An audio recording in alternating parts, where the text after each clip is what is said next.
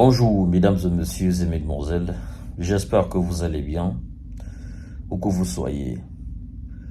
Alors, comme vous constatez, c'est pas un abandon, c'est juste qu'il y a quelques jours, je me sentais pas vraiment du tout bien et j'ai pas voulu vous inquiéter parce que j'avais pas encore ma voix réellement, et jusqu'à présent, c'est pas encore établi tout à fait. Et au-delà de ce pépin, je dois vous informer que je suis aussi en déplacement. Mais s'il plaît à Dieu, je compte tout faire pour vous revenir, même si je fais 2 ou 3 émissions d'information par jour, parce que c'est pas aussi facile pour moi de là où je suis. Et je sais qu'il y a beaucoup d'actualités actuellement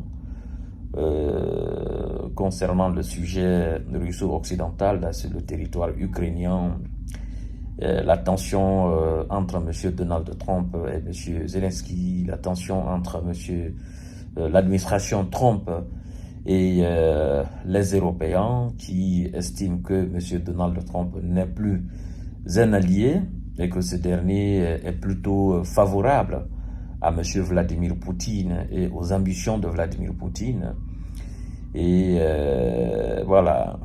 Mais vous savez, comme on aime souvent dire, et vous-même vous savez aussi, c'est la réalité.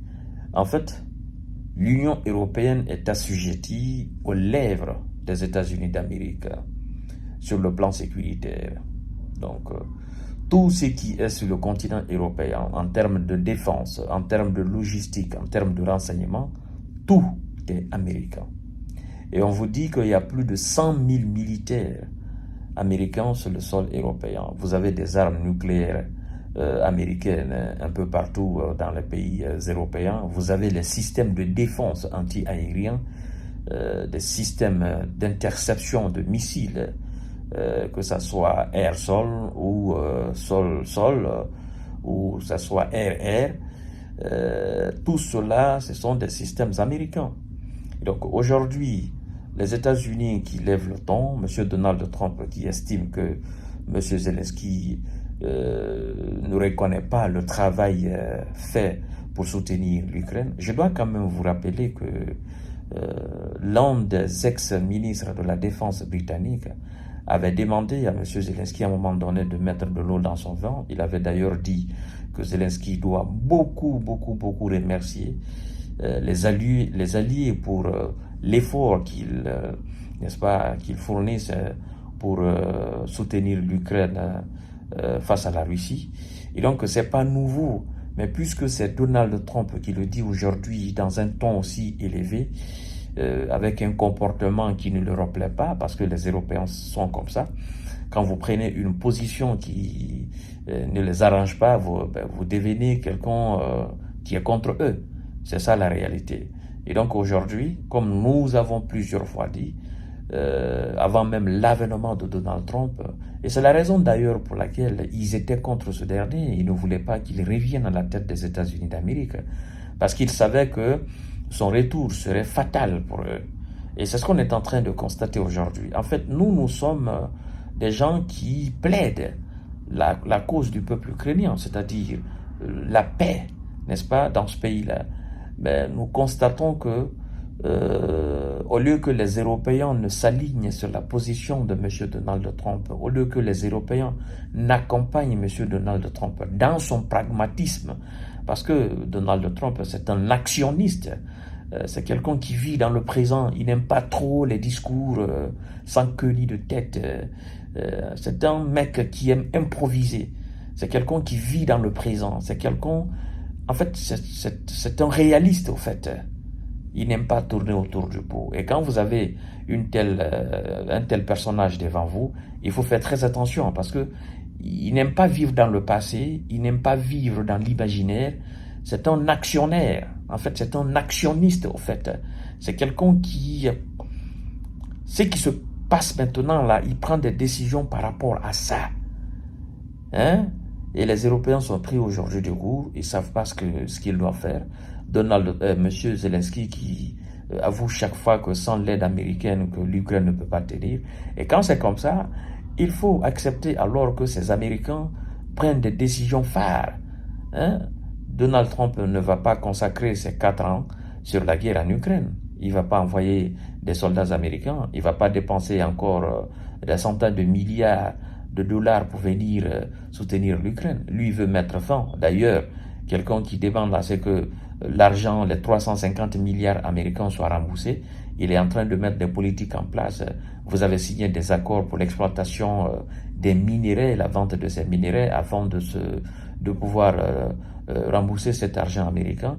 Des Français aussi qui sont intéressés par ces minéraux ukrainiens. Donc, tout cela ne peut être réalisé que dans la paix. Et donc, si ce dernier est aujourd'hui pragmatique, qu'il vous dise un certain nombre de vérités en disant que l'Ukraine n'est pas en bonne position, que vous n'avez pas toutes les cartes à main, que c'est la Russie qui a les cartes à main. Ça, ce sont des réalités, que vous l'acceptez ou pas.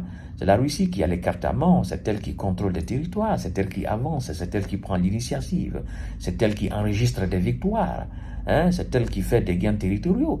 Et qu'est-ce que vous voulez que Donald Trump fasse? Il vous parle chaque fois de la troisième guerre mondiale. Il faut éviter la troisième guerre mondiale. Pourquoi vous ne voulez pas l'accompagner? Pourquoi vous ne voulez pas effectivement danser la musique qu'il vient de mettre?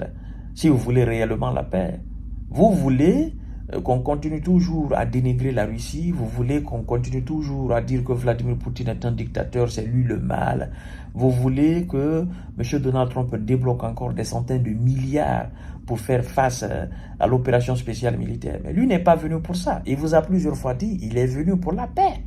C'est ça. Et c'est ce qu'il est en train de faire. Alors maintenant, si vous vous sentez capable d'accompagner l'Ukraine, alors il faut remplacer l'aide américaine. Vous mettez les Américains de côté parce que vous les considérez aujourd'hui qu'ils ne sont pas des alliés. Donc, remplacez l'aide américaine, vous continuez l'opération. C'est tout simplement que ça.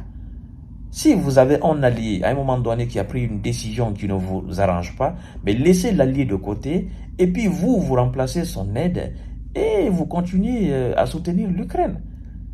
Mais toute cette paperasse, c'est parce que tout simplement, l'UE n'a pas d'argent, l'UE n'a pas de politique militaire, l'UE dépend militairement, défensivement des États-Unis d'Amérique. C'est ça le problème. Et l'UE veut que l'Amérique la continue de fournir de l'argent et du matériel militaire à M. Zelensky. Et l'Amérique ne veut pas cela. C'est tout le problème, mesdames et messieurs. Donc, ma voix commence encore à repartir.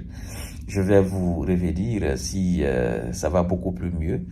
Et en attendant, continuez à partager mes différentes émissions. Merci beaucoup et on se donne rendez-vous tout à l'heure. Merci.